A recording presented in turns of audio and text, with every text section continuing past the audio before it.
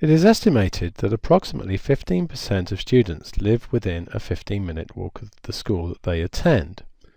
How large a sample of students should be used to establish the probability to a 90% confidence level within 1% of the true probability?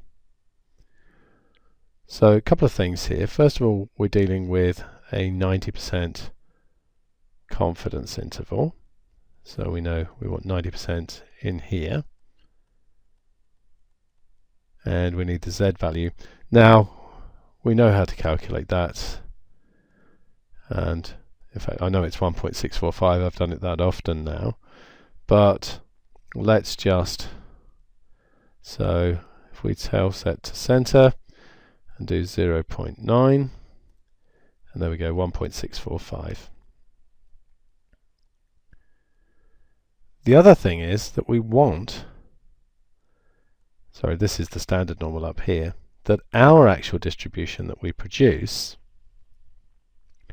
means that that 90% gives us a width of 1 here.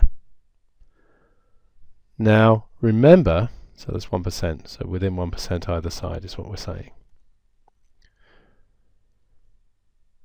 So that means that we want Z times the square root of p hat q hat over n to be equal to 0.01.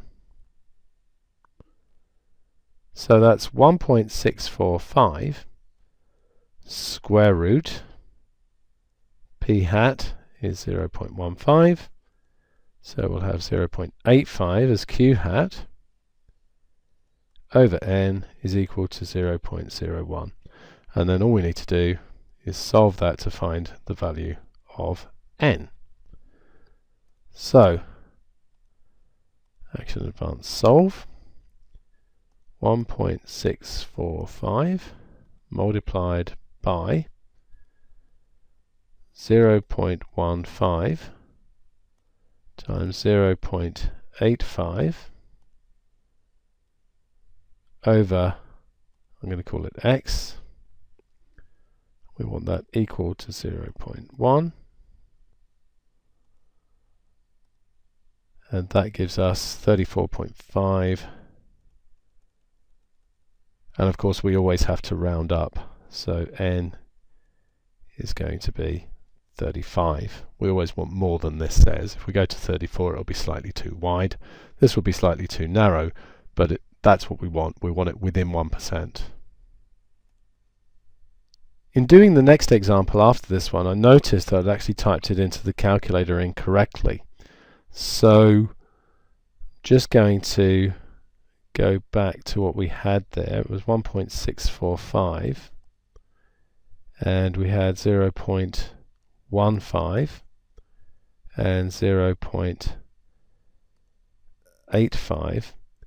And it was 1% in this example, so that's 0.1, it's 0.01 as I've got written here. I've got it written down correctly, but I typed it into the calculator incorrectly. So that would actually give us that we need a sample of 3,451. So that's a pretty big sample.